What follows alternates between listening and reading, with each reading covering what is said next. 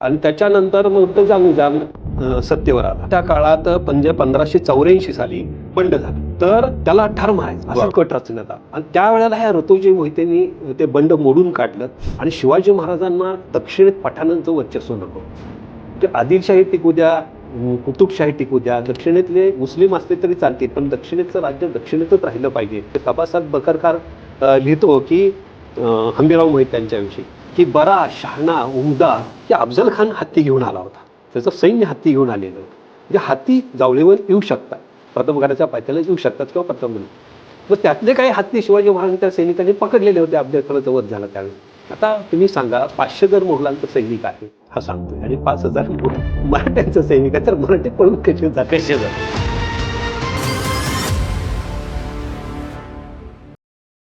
नमस्कार, मी विनोद कुलकर्णी. आरसपाणी पॉडकास्ट चॅनलमध्ये आपल्या सर्वांचं स्वागत. आरसपाणी पॉडकास्ट चॅनलवर आपण वेगवेगळ्या विषयांवरच्या तज्ज्ञांशी गप्पा मारत असतो, वेगवेगळ्या विषयावर बोलत असतो. प्रत्येक वेळेस वेगळ्या विषयाच्या अनुषंगाने आपण चर्चा करत असतो. आजही असाच एक वेगळा विषय आपण निवडलेला आहे आणि तो विषय म्हणजे महाराणी ताराराणी. महाराणी ताराराणीचा जो पराक्रम आहे तसा तो दुर्लक्षित राहिलेला आहे. म्हणजे त्या पराक्रमाकडे इतिहासकारांनी जेवढं लक्ष द्यायला हवं होतं तेवढं लक्ष दिलेलं नाही, असा माझा वैयक्तिक अनुभव आहे. राजाराम महाराजांचं निधन झाल्यानंतर ताराराणीच्या पराक्रमाचे सगळे पैलू इतिहासात नोंद व्हायला पाहिजे होते, तशा प्रकारे ते झालेले नाही. राजाराम महाराजांचे निधन झाल्यानंतर औरंगजेबासारखा क्रूर बादशाह हा अतिशय आनंदात होता. त्याला असं वाटत होतं की मराठ्यांचं राज्य आपण चुटकीसरशी संपून टाकू. राजाराम महाराजांची 25 वर्षाची विधवा ताराराणी ही सहज आपल्याला शरण येईल आणि येसूबाईप्रमाणेच आपण तिला कैदेत ठेवू. येसूबाईप्रमाणे आपण तिला कैदेत ठेवल्यानंतर मराठ्यांचं राज्य किंवा मराठ्यांची संपूर्ण राजवट संपुष्टात येईल आणि विजयी मुद्रेने आपण दिल्लीत परत जाऊ, अशी स्वप्न औरंगजेब रंगवत होता. मात्र त्यांच्या औरंगजेबाच्या स्वप्नाचा चुराडा ताराराणीने उडवला. जी ताराराणी संपवण्याची स्वप्न औरंगजेब बघत होता त्याला ताराराणी संपवता तर आलीच नाही. उलट औरंगजेबाचा शेवट ताराराणीच्या हयातीतच झाला. औरंगजेबाचा शेवट ताराराणीने बघितला. औरंगजेब हतबल झालेला सुद्धा ताराराणीने बघितला. औरंगजेबाने दिलेला तहाचा प्रस्तावसुद्धा ताराराणीने फेटाळून लावलेला होता. म्हणजे ताराराणी किती सक्षमपणे राज्यकारभार करत होत्या याचं हे उदाहरण आहे. ताराराणीचा सगळा इतिहास आपल्याला समजून घ्यायचा असेल तर आपल्याला त्यांच्यावर लिहिलेल्या पुस्तकांचं वाचन केलं पाहिजे. हा पॉडकास्ट आत्ता जो आपण करतो आहे तो सुद्धा बघितला पाहिजे. ऐतिहासिक लेखन करणारे लेखक राजेंद्र घाडगे यांनी ताराराणीच्या इतिहासावर बरंचसं संशोधन करून राजधुरंधर ताराराणी नावाचं पुस्तक लिहिलेलं आहे. नुकतंच त्याचं प्रकाशन झालेलं आहे. ताराराणीच्या एकूण वाटचालीचा आढावा त्यांनी ह्या पुस्तकात घेतलेला आहे. ताराराणीचा इतिहास समजून घ्यायचा असेल तर त्यांचं हे राजधुरंधर ताराराणी हे पुस्तकसुद्धा आपण वाचलं पाहिजे. आज ताराराणी ह्या विषयावर बोलण्यासाठी आपल्यासोबत आलेले आहेत राजेंद्र घाडगे सर. राजेंद्र घाडगे सर, मी पहिल्यांदा आपलं स्वागत करतो. आपलं आरसपाणी पॉडकास्ट चॅनलमध्ये स्वागत आहे सर. धन्यवाद. मीही सर्वप्रथम आपले आभार मानतो की आपण आरसपाणी पॉडकास्टमध्ये मला निमंत्रित केलं, त्याबद्दल मनापासून धन्यवाद. आणि आपला हा एपिसोड आज एक योग असा आहे की आज गुरुपौर्णिमा आहे. बरोबर. आणि ज्यांच्यामुळं मी इतिहासाकडे वळलो ते आदरणीय, आता कैलासवासी म्हणायला पाहिजे, डॉक्टर जयसिंगराव पवार सर यांच्यामुळं मी इतिहासाकडे वळलो. तर हा एपिसोड मी त्यांना समर्पित करतो, अर्पण करतो. राजेंद्र घाडगे सर, आपण खरे कवी, म्हणजे इतिहासात लेखन हा काय तुमच्या दृष्टिक्षेपात सुद्धा नसलेला विषय, पण तुम्ही इतिहास लेखनाकडे वळला. म्हणजे अनेक इतिहास लेखनावरची पुस्तकं तुम्ही लिहिलेली आहेत. म्हणजे शहाजी महाराजांपासून अनेक विषयांना तुम्ही हात घातलेला आहे. पण इतिहास लेखनाकडे तुम्ही जे वळला त्याची सुद्धा एक रहस्यमय गोष्ट आहे. किंवा लेखन करावं कविता सोडून त्या प्रांतात यावं, तर ती काय गोष्ट आहे नेमकी? खरं आहे, तुम्ही म्हणता ते बरोबर आहे. तुम्ही मी जसं म्हटलं की गुरुवर्य डॉक्टर जयसिंगराव पवार यांना मी हा एपिसोड अर्पण करतो, याचं कारण हेच आहे की डॉक्टर जयसिंगराव पवार सरांच्यामुळंच मी इतिहासाकडे वळलो. मी कविता लिहित होतो. माझा पहिला कविता संग्रह आपल्या सातारच्याच 66व्या साहित्य संमेलनात विद्याधर गोखले यांच्या हस्ते प्रकाशित झाला होता. त्याच्यानंतर आणखीन एक प्रासंगिका कविता संग्रह प्रकाशित झाला. त्यावेळेला मी अलिबागला होतो. नंतर माझी बदली झाली, नोकरी मी विमा क्षेत्रात करतो आणि सातारला आल्यानंतर मग थोडं एक स्वतःचं घर पाहिजे म्हणून त्या प्रकल्पाकडे वळलो. मधला काळ मग संसार, मुलं, लहान मुलं होती 2. तर ते बघता बघता 7-8 वर्ष, जवळजवळ 10 वर्ष गेली आणि 1997ला घर पूर्ण झालं आणि 2002ला मी रिकामा झालो हे व्यापातनं सगळ्या. आणि 2002ला माझी योगायोगानं माझे एक मुख्याध्यापक होते रवींद्र चव्हाण, ते राणा चव्हाणांचे सुपुत्र, आणि त्यांचं ते गोडोलीत मी हिंडत असताना सातारमध्ये त्यांच्या घराची पाटी वाचली आणि म्हटलं हेच आपले मुख्याध्यापक असतील का म्हणून त्यांना भेटायला गेलो. तर ते म्हणलं, ते दिसले, त्यांनीही मला ओळखलं, मीही त्यांना ओळखलं आणि त्यांनी मला सांगितलं की 10 एप्रिलला आपल्याकडे वाईला कार्यक्रम होतो, मोठा पुरस्कार होतो, महर्षी विठ्ठल रामजी शिंदे आणि महाराष्ट्रातल्या नामवंत व्यक्तींना आपण देतो, तर तुम्ही यायचं आहे. आणि 2002 साली मी एप्रिल महिन्यात 10 एप्रिलला वाईला गेलो आणि तिथं योगायोगानं तो डॉक्टर जयसिंगराव पवार सरांना त्यांच्या नियोजनाप्रमाणे तो पुरस्कार द्यायचा कार्यक्रम पार पडला. मी पवार सरांना भेटलो आणि त्यांनी मला पहिल्यांदा सांगितलं की तुम्ही कविता लिहिताय तर मग मला भेटायला घरी या कोल्हापूरला. अर्थात माझ्याकडं कविता, त्याही प्रेम कविता, विनोदी कविता, जास्त करून वात्रटिका, आता असा विषय एवढ्या दिग्गज माणसाकडे घेऊन जायचं मला पण थोडंसं संकुचित वाटायला लागलं. पण पुढल्याच वर्षी ते परत सातारला व्याख्यानाला आले. त्यावेळी त्यांना मी पुन्हा म्हणालो की सर आपण भेटलो होतो वाईला गेल्या वर्षी. तर त्यांनी लक्षात ठेवलं होतं. ते म्हणाले मी तुम्हाला या म्हणून सांगितलं होतं कोल्हापूरला, तुम्ही आला नाही. मी म्हटलं सर माझ्याकडे साहित्य असं काय तुम्हाला दाखवण्यासारखं नाही, तुम्ही इतिहासाचे गाढे अभ्यासक, संशोधक, तुमच्याकडे लिहिण्याची प्रतिभा आहे, काय करायचं ते आपण नंतर ठरवू, तुम्ही अगोदर मला भेटायला या म्हणाले. आणि मग मी त्यांना भेटायला कोल्हापूरला गेलो. त्यांनी राजर्षी शाहू स्मारक ग्रंथ नुकताच त्यांचा प्रकाशित झाला होता, तो 1200 पानाचा ग्रंथ मला त्यांनी भेट दिला. आणखी काही स्मरणिका पुस्तकं भेट दिली. ते म्हणाले हे वाचा आणि शाहू महाराज लिहायला सुरुवात करा. आणि त्या अनुषंगानं मग मी इतिहासाकडे वळलो. इतिहासाकडे तुम्ही वळला. ताराराणीचं सुद्धा तुम्ही पुस्तक लिहिलेलं आहे आत्ता, पण ताराराणीचं पुस्तक लिहिण्यापूर्वी जयसिंगरावनी सुद्धा एक पुस्तक लिहिलेलं आहे. आणि मग त्यांनी एक पुस्तक लिहिल्यानंतर सुद्धा तुम्ही ह्या पुस्तकाकडे कसं काय वळाला आणि तुम्हाला जयसिंगरावनी लिहिल्यानंतर सुद्धा ह्या पुस्तक लिहिण्याची गरज का वाटली? बरोबर. कसं आहे, आता याच्या शाहू महाराजांचं पुस्तक झाल्यानंतर मग माझं राजनीतीत शहाजी महाराज पण झालं. पुन्हा शाहू महाराजांवर दुसरं पुस्तक झालं, त्यालाही प्रस्तावना पवार सरांचीच आहे. आणि ते शाहू महाराजांच्या पुस्तकाची प्रस्तावना त्यांनी पाठवून दिलं स्क्रिप्ट. तेव्हा मला फोन करून त्यांनी विचारलं की तुम्ही आता काय करताय.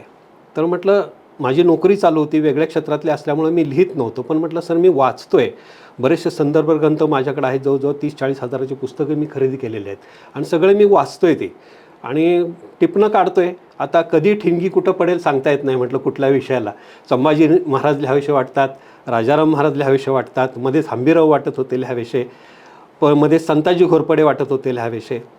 आणि हे माझं टिपणं काढून चाललं होतं.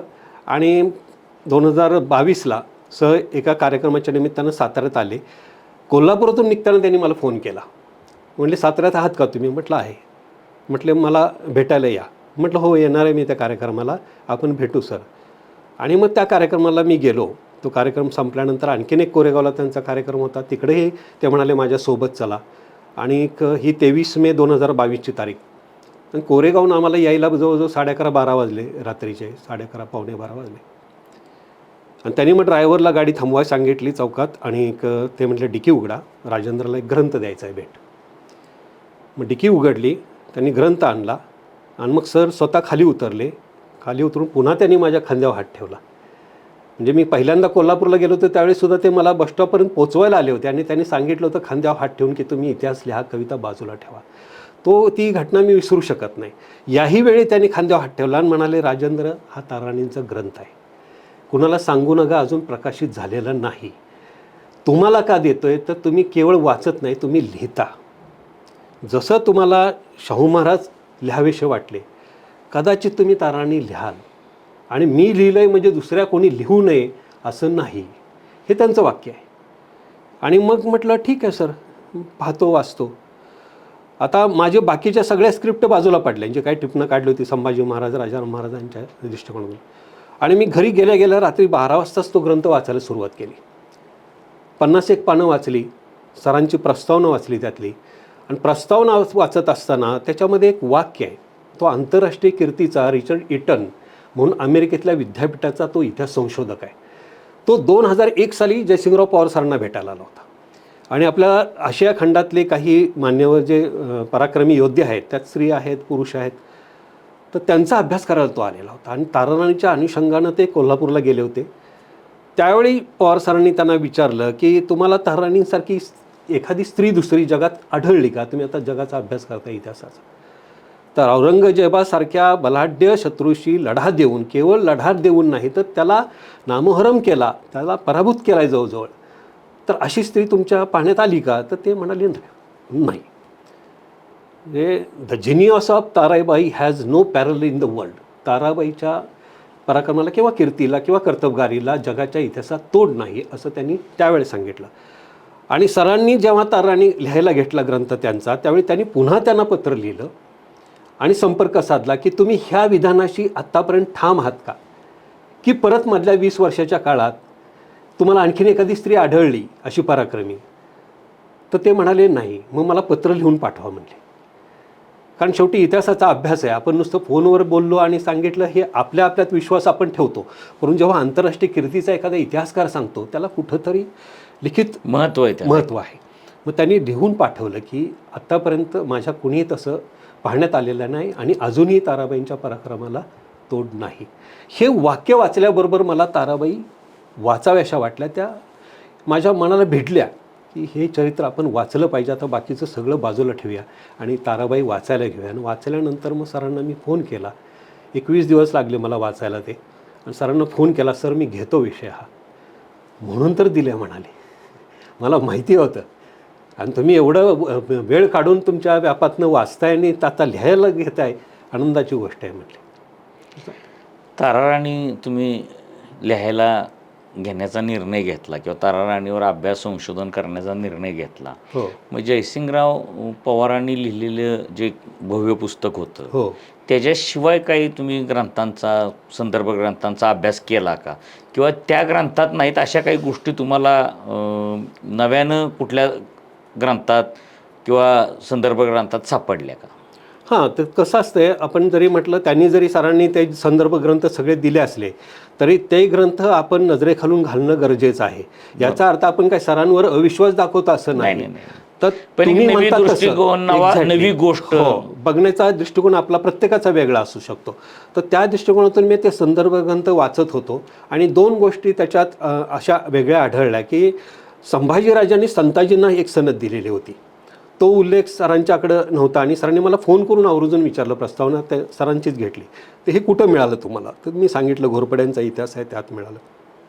नंतर जेव्हा अगदी शेवटी शाहू महाराजांच्या आणि ताराराणींच्या मध्ये जे काही राजकीय वाद निर्माण झाला, तो बहादूरशाहीकडे आल्यानंतर वगैरे, तर त्यावेळेला सुद्धा ताराराणींनी एक शाहू महाराजांच्या नंतर पेशव्यांच्या काळात, नानासाहेब पेशव्यांच्या वेळेला, तर शाहू महाराजांनी शाहू महाराजांच्या मृत्यूनंतरची घटना आहे, तर त्यावेळेला ताराराणींनी निजामाकडे गेलेल्या माणसांना सुद्धा आपल्याकडे वळवण्याचा प्रयत्न केला.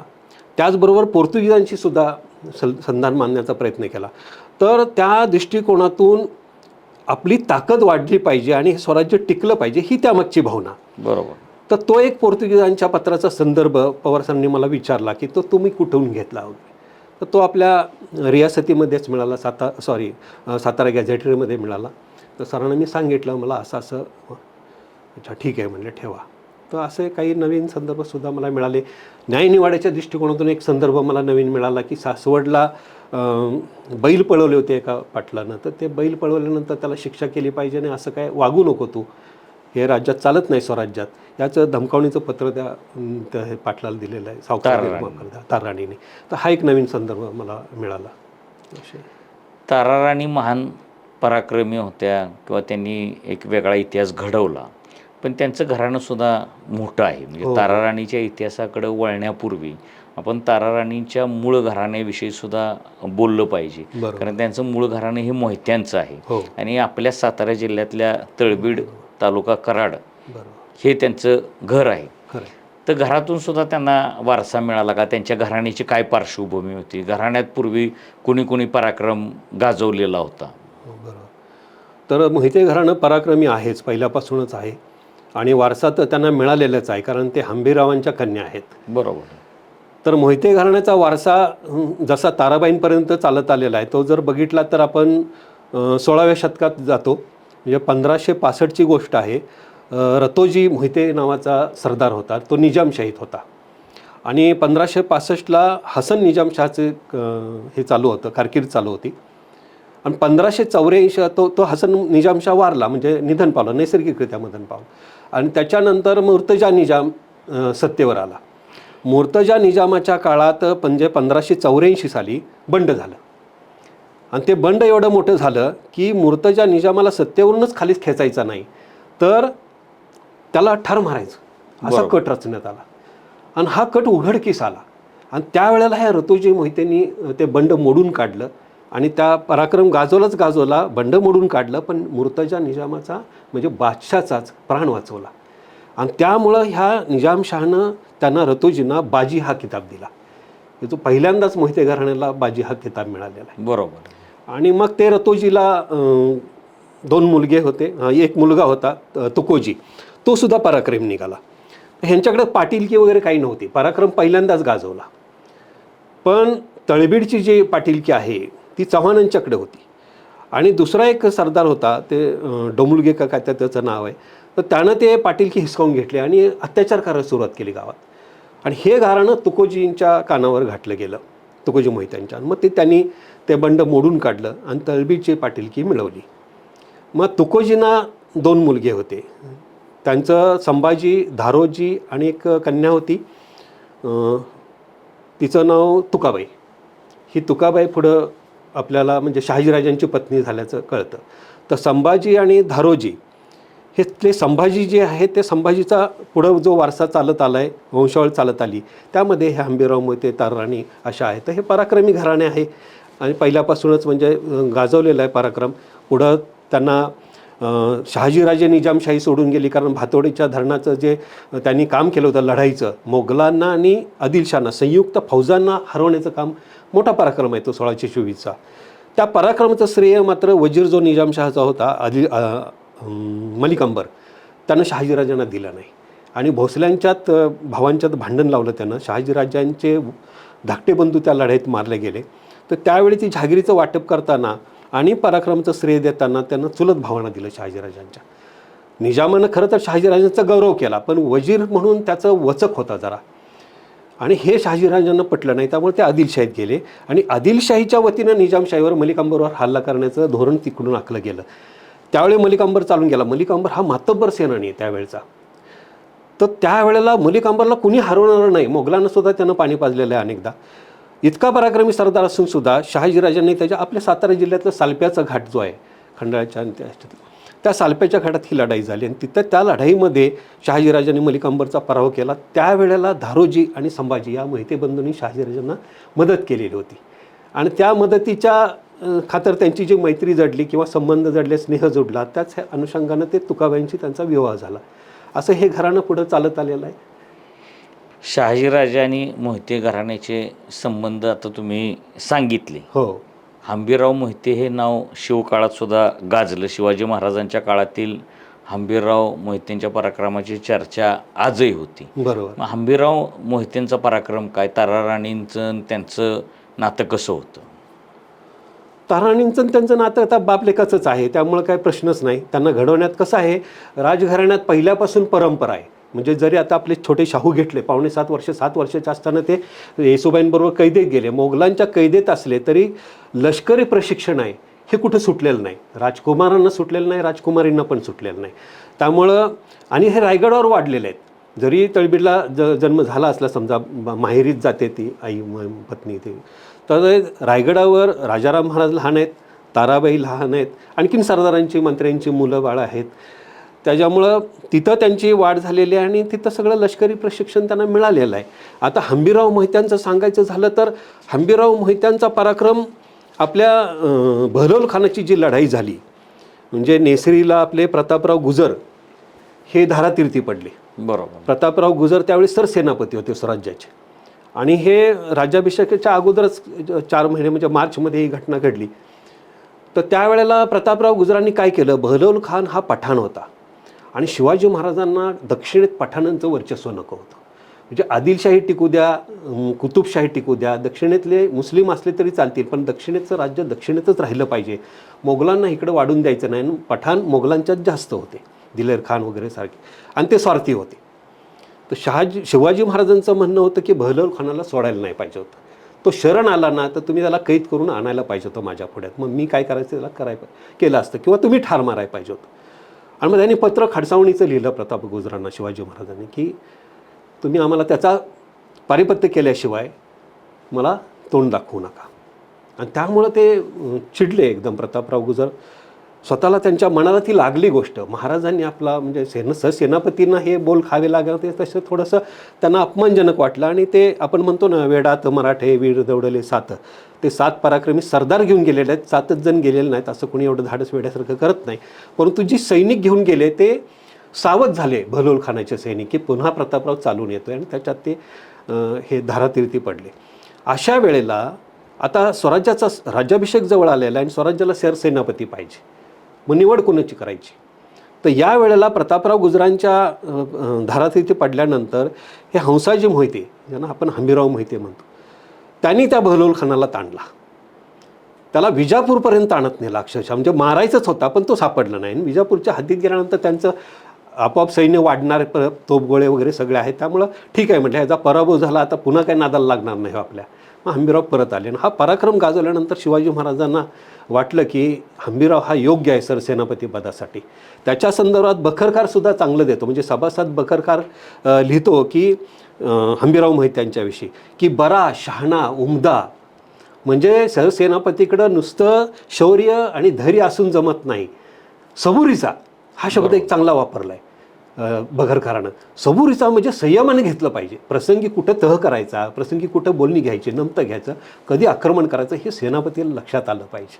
असा हा गुणवंत हंबीरराव मोहिते सरदार आहे. आणि त्याची हंबीरराव मोहितेंचेच गुण भविष्यात ताराराणीमध्ये आपल्याला रक्तातूनच आले, ते रक्तातूनच आलेले आहेत. किंवा लहानपणी वडील काय वागतायत त्यांचं काय ऑब्झर्वेशन केलं असेल, निरीक्षण केलं असेल, वडिलांची धोरणं कशी आहेत, वडील काय करतात.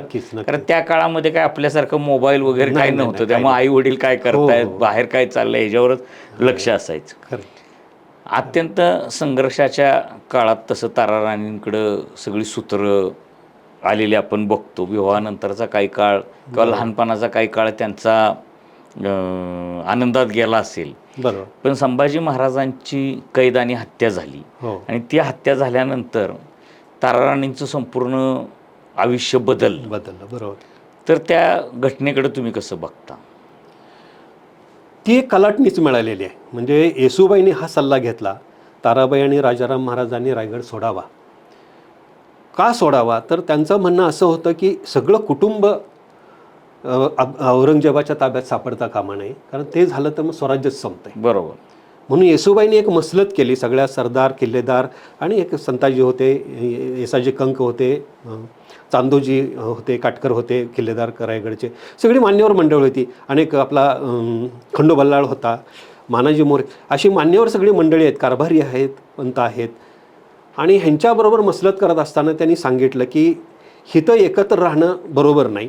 त्यामुळे राजाराम महाराजांनी आपला कुटुंब कबिला म्हणजे ताराराणी आणि त्यांच्या पत्नी ज्या आहेत दुसरा राजसबाई, ह्यांना घेऊन बाहेर पडावं. सुरुवातीला तुम्ही ह्याला जा, प्रतापगडाला जा, आणि हळूहळू तुम्ही जिंजीकडे जा.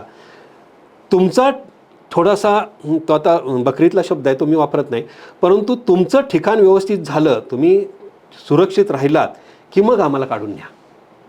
तोपर्यंत तुम्ही जिंजीवर सुखरूप पोहोचा. आम्ही आता जर बाहेर पडलो तर मुलगा लहान आहे, 7.5 वर्षाचे शाहूराजे आहेत, सगळे सापडू, पण आम्हीही दुसऱ्या किल्ल्याचा आसरा घ्यायचं म्हटलं तर आम्ही कुठं राहणार? त्याच्यापेक्षा हा किल्ला मजबूत आहे, बेलांग आहे, आणि पावसाळ्याचे दिवस पुढं आहेत, तर आम्ही लढवू हा किल्ला. 7-8 महिने तुम्ही जिंजीपर्यंत पोहोचतपर्यंत आम्ही हा लढू, नंतर मग तुम्ही आम्हाला काढून न्या, पण तुम्ही सुरक्षित राहा की जेणेकरून स्वराज्य सुरक्षित राहील. आणि तिथून मग ताराराणी आणि राजाराम महाराज रायगड सोडला त्यांनी 5 एप्रिलला. तत्पूर्वीच हा वेढा टाकायला औरंगजेबानं म्हणजे संभाजीराजांची हत्या झाली होती आणि रायगडाला किल्ल्याला वेढा घालण्यासाठी हुकूम दिलेला होता. त्यामुळे जुल्फिकार पण खान आला होता तिथं, म्हणजे त्याला वेढा टाकण्यासाठी तिथं. ताराराणी आणि येसूबाईंची हा निर्णय घेताना काही चर्चा झाली असेल का? आणि येसूबाईंनी हा जो काही स्वार्थ त्याग केला, म्हणजे येसूबाई अशाही भूमिका घेऊ शकले असते की राजाराम महाराजांनी किल्ला लढवावा आणि मी छोट्या शाहूंना घेऊन सुरक्षित स्थळी जाते. कारण पूर्वीपासून आपल्या ज्या परंपरा आहेत की थोरला मुलगा, राजाचा थोरला मुलगा हाच वारस समजला जातो. बरोबर. म्हणजे पुढे आपण त्याच्यावर बोलू, पण राजाचा थोरला मुलगा असतो तोच गादीवर बसतो. पण तरी सुद्धा येसूबाईंनी अशी भूमिका घेतली की दिराला आपल्या राज्यकारभाराचे अधिकार दिले की तुम्ही राज्य करा, आम्ही आता इथं औरंगजेबाच्या फौजेशी लढतो, तुम्ही सुरक्षित व्हा. म्हणजे ताराराणी आणि राजारामांना सुरक्षित करण्याचं, त्यांच्या हातात सगळी सत्ता देण्याचा जो निर्णय येसूबाईंनी घेतला तो किती महत्त्वाचा निर्णय आहे. आणि असा पूर्वी निर्णय कुणी घेतला असेल का की बाबा आपल्याला जाण्याची संधी असताना ती संधी दिराला द्यायची, बरोबर, आणि दिराच्या बायकोला द्यायची, आणि आपण मात्र संघर्षाची भूमिका घ्यायची. तर ह्या सगळ्या घटनेकडे तुम्ही कसं बघता? येसूबाईंचं व्यक्तिमत्व जे घडलेलं आहे ते संभाजी महाराजांचं लहान असतानाच त्यांचा विवाह झालेला आहे. त्या रायगडावर आल्या, जो केशव पंडित नावाचा पंडित आहे की पंडितीचं ज्ञान देणारा आहे, शिकवण देणारा आहे, तो मोठा शिक्षक आहे, तो पंडितच आहे, ज्ञानी आहे, गुणी आहे, तो शिर्क्यांच्याकडे अगोदर होता. आणि नंतर तो इकडे रायगडवर आलेला नाही. म्हणजे संभाजी महाराजांचं जेव्हा शिक्षण चालू होतं त्यावेळी राजाराम महाराज आहेत, येसूबाई आहेत, त्यांचं सुद्धा शिक्षण चालू आहे. सगळ्यात महत्त्वाची गोष्ट स्वराज्य अस्मितेची आहे. ही स्वराज्य अस्मितेचा विचार आहे तो शहाजी महाराज जिजामातांपासून चालत आलेला आहे आणि तो पेरलेला आहे त्याने. आणि तो अशा ठिकाणी पेरलेला आहे की चांगल्या माणसांच्या मनात तो उगवलेला आहे विचार, आणि तो केवळ उगवलेला नाही, तो आढळ राहिलेला आहे. बरोबर. ही स्वराज्याची अस्मिता जी आहे ना, ती जतन करण्याचं काम सुरुवातीला येसूबाईंनी आणि नंतर मग राज्याची सूत्र ताराबाईंनी घेतली. त्यावेळी ताराराणींनी ही आपल्या ह्याच्यात आचरणात आणलेली आहेत, प्रत्यक्षात कृतीत आणलेली आहेत. बरोबर. आता येसूबाईंचं हे योगदान खूप मोठं आहे. तुम्ही म्हणता त्याप्रमाणे खरं तर त्या स्वार्थ त्याग झाल्या असत्या, त्यांनी स्वतः सत्तेवर आले असत्या, म्हणून त्यांनी तो स्वार्थ त्याग टाकला. त्याचं कारणच हे आहे की शिवाजी महाराजांना त्या खूप मानत होत्या. बरोबर. स्वराज्य हे टिकलं पाहिजे ही त्यांची भावना. आणि दुसरी सगळ्यात महत्त्वाची गोष्ट, संभाजी महाराजांची ज्या प्रकारे क्रूर हत्या झाली ना, तेव्हा केवळ येसूबाईंचंच नाही, संपूर्ण मराठा सरदारांचं मन पालटलेलं आहे की ह्या औरंग्याला धडा शिकवलाच पाहिजे ना. औरंग्याला धडा शिकवायचा असेल तर आपण हारायचं नाही, आपण ह्याला हरवायचं आहे. आणि त्यामुळं हे स्वराज्याच्या अस्मितेपोटी सगळे निर्णय झालेले आहेत आणि ही सगळी मसलत सगळ्यांच्या देखत झालेली आहे. त्यामुळे ताराबाई, येसूबाई यांची चर्चा झाली. राजाराम महाराजांनी ताराराणी ह्या रायगडावरून निघाल्या आणि प्रतापगडावर आल्या. प्रतापगड किल्ला म्हणले की इतिहासात आज लोकांना फक्त अफजल खान आणि अफजल खानाचा कोथळा शिवाजी महाराजांनी काढला एवढाच इतिहास आपल्याला जावलीच्या खोऱ्याचा किंवा प्रतापगडाचा माहिती आहे. बरोबर. पण प्रतापगडाच्या पायथ्यालाच पारगावाजवळ राजाराम महाराजांनी ह्या सुटकेनंतर रायगडावरून ते जे बाहेर पडले आणि जी मोठी लढाई केली. बरोबर. आणि पहिल्यांदा औरंगजेबाची फौजेवर त्यांनी हल्ला चढवला. तर ही लढाई सुद्धा प्रतापगडाच्या पायथ्याशी गाजलेली लढाई आहे की ज्याचा उल्लेख तुमच्या पुस्तकात मी वाचला. तर ती काय लढाई होती, ती कशी झाली, काय झालं त्याच्यामध्ये? आता ही खरं तर खूप मोठी आश्चर्याची गोष्ट आहे. म्हणजे पहिली गोष्ट म्हणजे राजाराम महाराज पहिल्यांदाच बाहेर पडलेले आहेत. रायगड पहिल्यांदा सोडलेला इतिहासात आपल्याला त्यावेळीच वाचायला मिळतं. तोपर्यंत कधी मोहिमेवर गेलेत, रणांगणावर गेलेत हे वाचायला मिळत अजूनही मला मिळालेलं नाही. आणि मीही ते चकित झालो की राजाराम महाराज लढाई करतात. मग त्याचा शोध घ्यायला लागलो, कुठं घेतलं हे काय. आणि 19 वर्षाचा तरुण आहे हा, म्हणजे वयानं लहान आहे, अनुभवानंही लहान आहे. बरोबर. आणि तरीसुद्धा ते जेव्हा निसटले त्यावेळी औरंगजेबाला जेव्हा कळलं की राजाराम निसटले तिथून, त्यावेळेला औरंगजेब भयंकर चिडला. आणि त्याचा वजीर जो इतिकात खान होता सरदार, त्याला त्यानं सांगितलं होतं रायगडाला वेढा टाकतं. हे कसला वेढा टाकलास तू? तो शिवाजीचा मुलगा तिथे एकेरीच भाषेत बोलत होता तो औरंगजेब. तो पळाला. आता त्याचा पाठलाग कर, मला दुसरी कारणं काही सांगू नकोस. आणि दुसरे आणखीन 2-3 सरदार त्यांनी सांगितले की ह्याला नूर खान असेल, आणखीन कोण असेल, ह्या सरदारांना पण सांगितलं की तुम्ही सगळ्या वाटा अडवा त्याच्या, राजारामाला पुढे जाऊन देऊ नका. पण राजाराम महाराज प्रतापगडवर आल्यानंतर त्यांना जेव्हा कळलं मोगलांच्या फौजा आपल्यावर चालून येतात, तेव्हा राजाराम महाराज स्थिर राहिले नाहीत. ही खरोखर कौतुकाची गोष्ट आहे, अभिमानाची गोष्ट आहे. त्यांनी वाट पाहिली नाही मोगल सैन्य गडावर येण्याची. ते स्वतःहून खाली उतरले सैन्य घेऊन, आणि विशेष म्हणजे हत्ती घेऊन उतरलेले आहेत.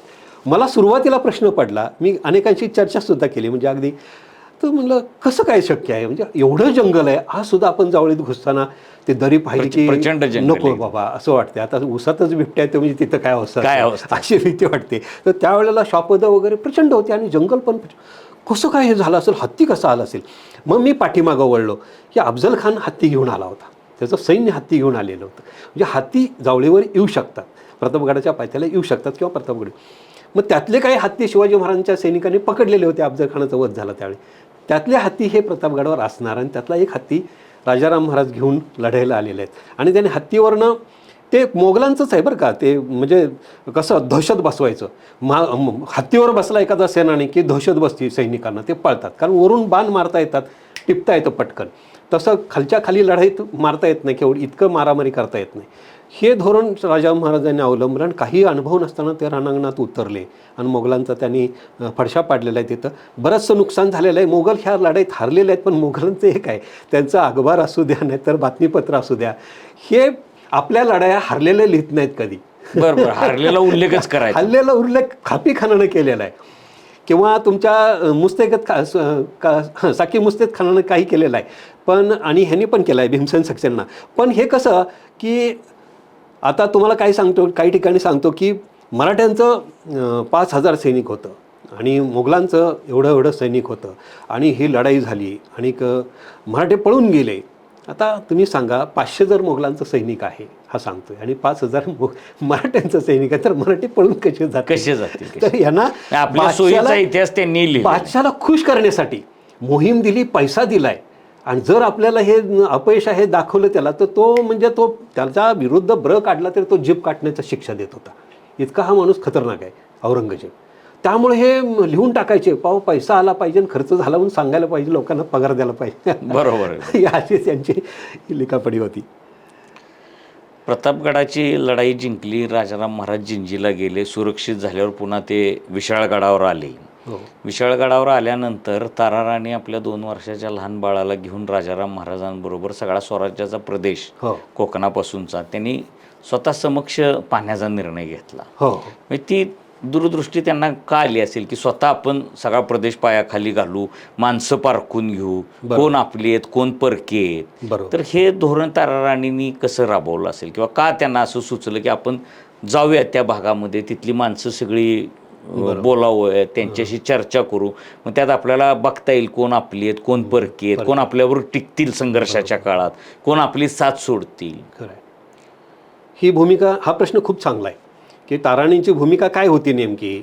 तर ताराणींची भूमिका हीच होती की आपण लक्षात घेतलं पाहिजे की राजाराम महाराज आणि ताराणी हे दोघंही जिंजीवर आहेत. बरोबर. आणि इकडं प्रशासकीय धोरणामध्ये रामचंद्र पंत अमात्य आहे, शंकराजी नारायण आहे, आणि युद्धभूमीवर पराक्रम गाजवणारे अनेक सरदार आहेत, त्यात संताजी आणि धनाजी हे मातब्बर मंडळी आहेत. बरोबर. तर ह्या चौघांनी हा लढा उभा केलेला आहे, चालवलेला आहे, आणि मोगलांना पाणी पाजलेलं अक्षरशः. म्हणजे संताजीचं नाव ऐकलं तरी मोगलांची घोडीसुद्धा पाणी पित नव्हती, असं बकरघराने लिहून ठेवलेलं आहे की तुला काही पाण्यात संताजी धनाजी दिसतात, असा इतका पराक्रम गाजवला आहे. आणि लक्षात घ्या, म्हणजे जिंजीवरनं पत्रव्यवहार होत नाही आहे, किंवा झाला असेल तर तो गुप्त झालेला आहे.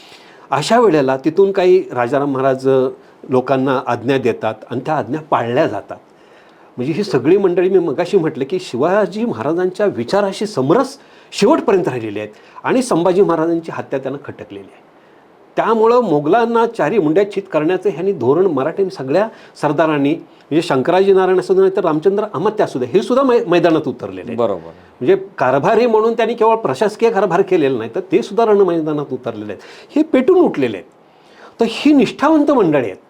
स्वराज्याप्रती असलेली, राजाप्रती असलेली, राणीप्रती असलेली, राजघराण्याप्रती असलेली निष्ठा ही ह्यांनी जपलेली आहे.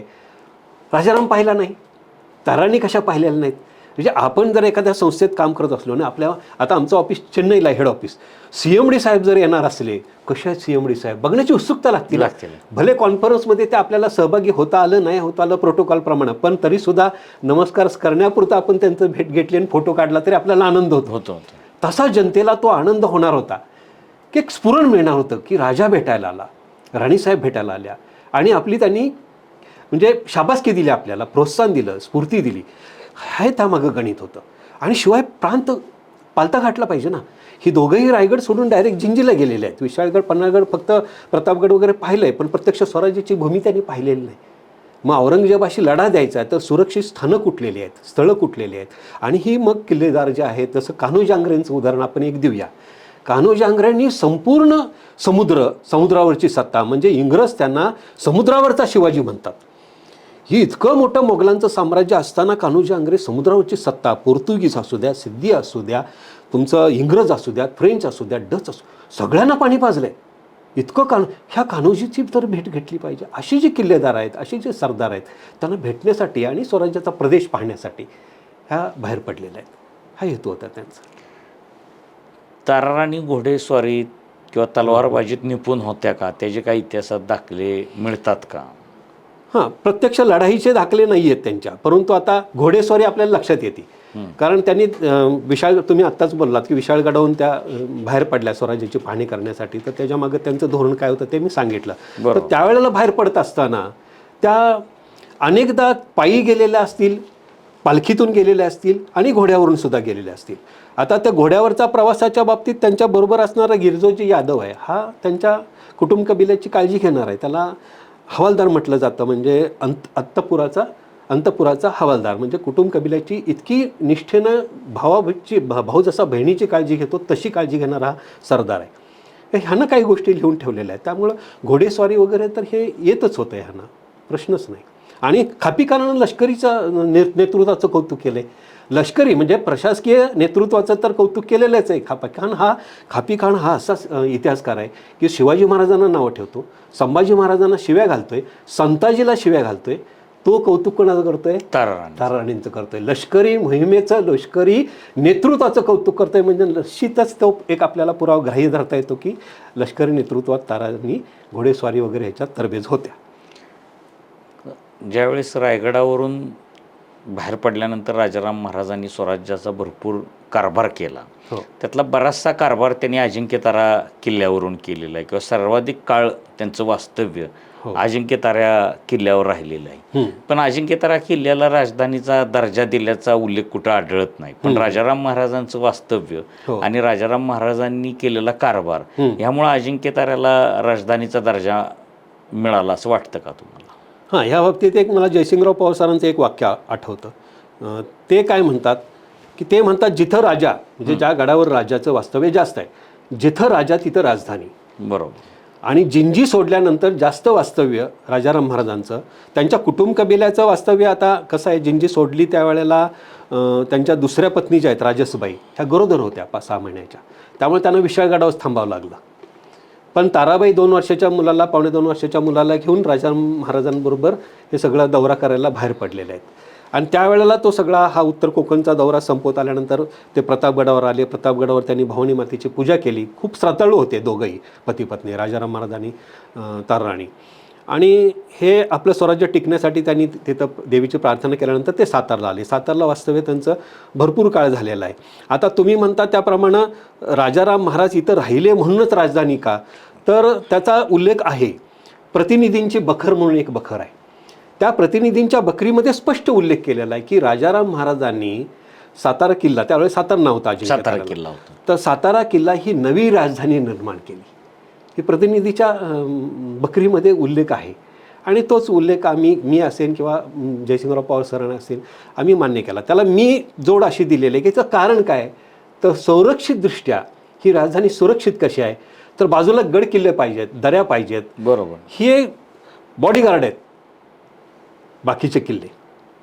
तसं इथं वसंतगड आहे दक्षिणेला, इकडं वर्धनगड आहे, त्याच्या पुढे चंदनवंदन बाजूला ईशान्येला आहे, इकडं प्रतापगड आहे, सगळ्यात महत्त्वाचं वासोट आहे. म्हणजे शत्रूचा जर राजधानीवर हल्लाच झाला तर पुन्हा त्याला पळवत आणायला किंवा त्याच्या सैन्याला गाठायला कुठेतरी हे पळून जाणंच नुसतं नसतंय, तर पळवत आणायचा त्याला आणि कुठेतरी खिंडीत पकडायचा, हा गनिमी काव असतो मराठीचा. बरोबर. आता त्याला अडचणीच्या ठिकाणी, वासोट्यासारख्या ठिकाणी, प्रतापगडसारख्या ठिकाणी गाठता येईल आणि त्यांना पराभूत करता येईल, ही त्याच्यामागं धोरणं होतं. राजाराम महाराजांचं निधन झालं आणि स्वराज्यात अशी परिस्थिती आली की राजाही नाही आणि राज्यही नाही. हो. अशा परिस्थितीमध्ये ताराराणींनी कारभार बघायला सुरुवात केली. औरंगजेबाला वाटत होतं की सहज ताराराणीचा पराभव करू, ताराराणीला कैदेत टाकू. बरोबर. अशा वेळेस ताराराणीने औरंगजेबाला तहाचा प्रस्ताव पाठवलेला. होय होय.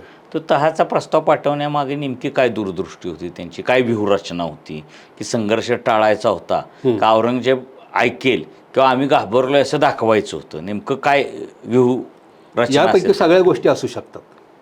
घाबरलं हे दाखवायला काही बिघडत नाही, पण घाबरलेलं नसतोच. नसतो. बरोबर. कारण त्यांनी तातडीनं स्वतःच्या 4 वर्षाच्या मुलाला राज्याभिषेक करून घेतलेला आहे आणि स्वतःचे सूत्र हातात घेतलेले आहेत राज्याचे, त्यामुळे घाबरण्याचा प्रश्न येतच नाही. पण दाखवणं हे एक राजनीतीचा डाव आहे. दुसरी गोष्ट, समजा झालाच कबूल औरंगजेब, कारण औरंगजेब हा तसा कबूल होणार नव्हताच, कारण तो धूर्त आहे, म्हणजे सगळ्यांचे डाव ओळखून आहे तो. शिवाजी महाराज काय करतील आग्र्याच्या सुटकेच्या वेळेस सगळं त्याच्या योजना पुढे डोक्यात चालत होत्या आणि त्या दृष्टिकोनातून तो निर्णय घेत होता. तसं ह्याला सुरुवातीला वाटलं आता हे काय, राजाराम हा राजा गेला मराठ्यांचा, ह्या 2 विधवा बायका आणि एक लहान मुलं 2, हे काय करणार आहेत, संपलं चुटकीसरशी आता मराठ्यांचं राज्य संपलं. आणि योगायोग असा की त्यावेळेला नेमका सातारा किल्ल्यावर हल्ला चाललेला होता, वेढा टाकलेला होता औरंगजेबानं. म्हणजे 3 मार्चला जेव्हा ह्यांचं राजाराम महाराजांचं निधन झालं त्यावेळेला, तर ते हा वेढा टाकलेला असतानाच नेमकं राजारामांचं निधन झालं आणि त्यामुळं औरंगजेबाला हुरूप आला असा की आता हे संपलं राज्य. त्यामुळं तो म्हटला हे तब ही काय मान्य करायची गरज नाही. ही पहिली गोष्ट. ताराराणींची भूमिका काय होती, समजा जर मान्य केला तर दक्षिणेचा सुभा मागितलाय त्यांनी. बरोबर. हे दक्षिणेचा सुभेदारी द्या आमच्या मुलाच्या नावानं आणि त्याच्या बदल्यात आम्ही काही किल्ले देऊ तुम्हाला. बरोबर. सातारा असेल, चंदनवंदन असेल, कारण साताराला तर घेराच घातलाय ना त्याने, तो घेणारच ताब्यात, गेला तर काही बिघडत नाही. तर ते झाल्यानंतर हा औरंगजेब आपोआप दिल्लीला जाईल. दिल्लीला गेल्यानंतर आपण परत सगळं स्वराज्य ताब्यात घेऊ, हा त्यांचा डाव होता. ताराराणीनं कारभार बघताना अनेक न्यायनिवाडे दिले. मगाशी तुमच्या बोलण्यात आलं की एक न्यायनिवाडा तुम्ही मगाशी उल्लेख केला. तसा त्यांनी सातारा जिल्ह्यातली जी पाली आहे त्या पालीच्या डबीचा जो मोठा वाद झालेला होता, गिरजोजी यादव आणि पालीच्या डबीचा वाद असा प्रचंड गाजलेला वाद आहे. बरोबर.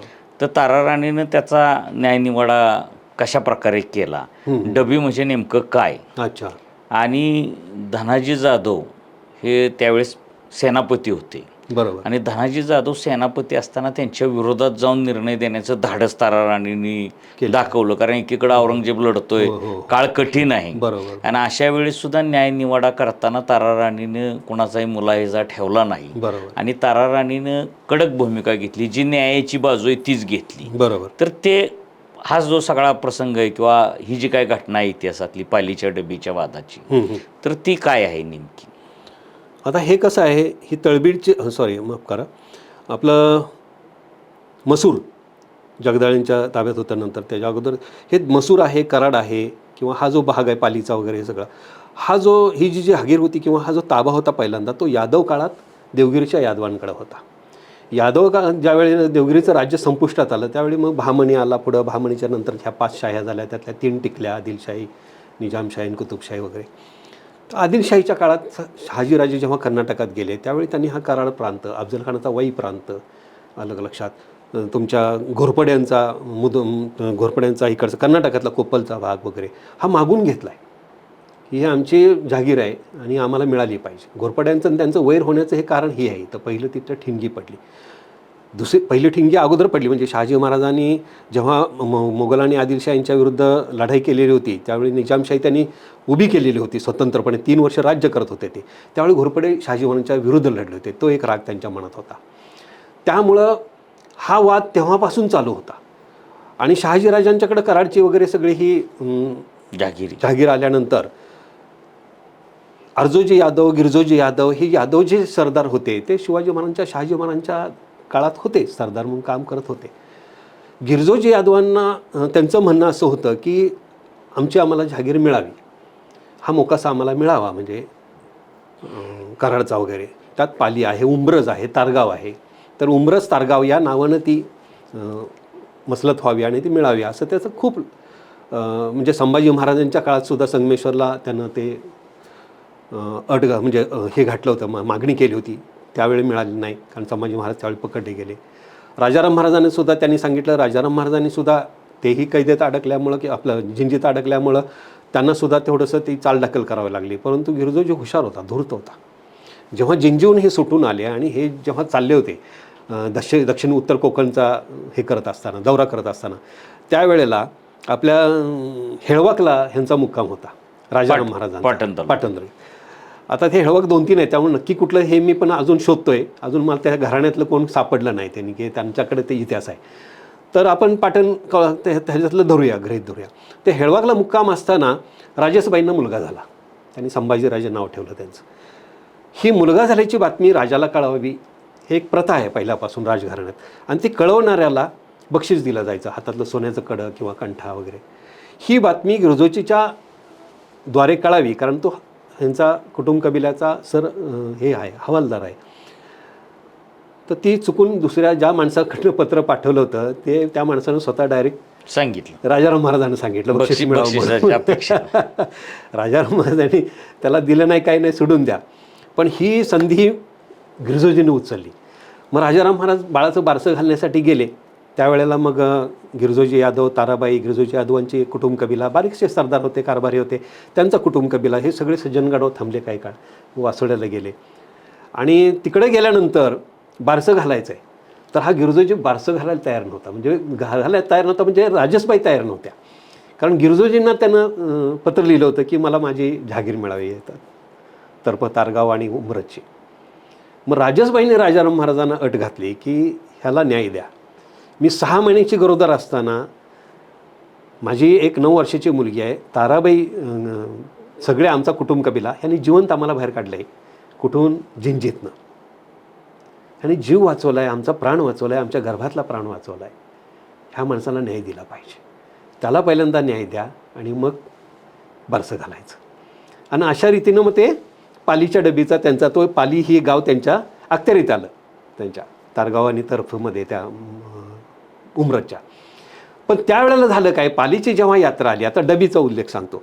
डबी म्हणजे काय, तर आपल्याला असं म्हणजे लहानपणी डबी वगैरे तपकिरीची डबी, तपकिरी डबी, चुन्याची डबी, याच्यामध्ये डबी माहीत नाही. मला हा प्रश्न पडला की डबी म्हणजे काय, डबी काय, अशी काय डबी आहे, डबीत काय असणार आहे, एखादा हिरा असेल जास्तीत, असं काय डबी म्हणजे काय.